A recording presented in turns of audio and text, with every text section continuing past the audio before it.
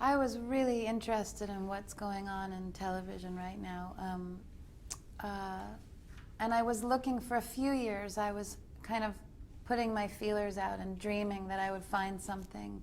And really specifically, I said, I want to do an ensemble with an incredible group of people and wonderful writers and directors that I can just be a part of. So I was really actively looking for that. And then this came along. How complex is Megan, your character within the story? I mean, I just saw the pilot, but I don't know too much. I guess you don't know too much either, right?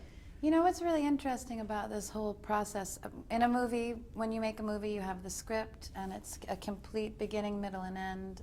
You know what's going to happen, and everything's very planned out. And in television, you have a vague idea of what's going to happen, but you don't really know, and you get each script for each episode sort of a couple days before you start filming.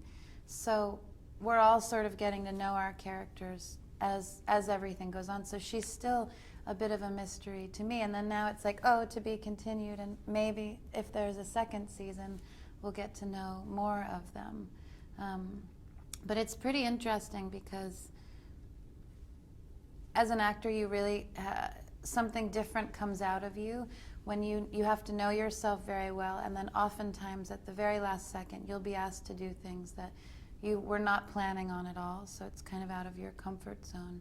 And it's really interesting, just as an exercise, to see what happens and what you kind of come up with when it's not planned. I've been enjoying that. And they ask me to do crazy things sometimes, which I love. But when it comes to identified with a character, that means that you're running away from who you are, or at a psychological level, or not necessarily? Oh, you know what's funny about me is that I'll notice that when I fall in love with a character and I'm playing someone, it's like they become a part of me. I think with them and I think for them and I do things, but I'm still myself, but it's like suddenly they live inside of me a little bit. I wouldn't say, is it an escape? No, but it's an amazing opportunity to get to do things that you would never normally do. The challenge of getting to, like for example, I did a scene recently where I get very upset with someone and attack them, and had never been that angry at anyone before in my life. I've never hit anyone or screamed at anyone like that, maybe a little bit, but so it was really strange for me to do that at all. And then it was actually really fun and I liked it, which is kind of dark, but. Many people consider, or some people consider, that fame could be damaging. Mm-hmm. What makes you, how come you seem so grounded?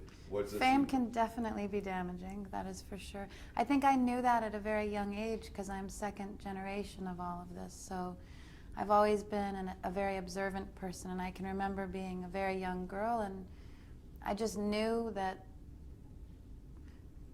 there's a lot of highs and lows. Like 1 minute everyone loves you, 1 minute everybody hates you, and if you're lucky, maybe they'll love you and hate you a few times. If you're not so lucky, they'll just love you and hate you once.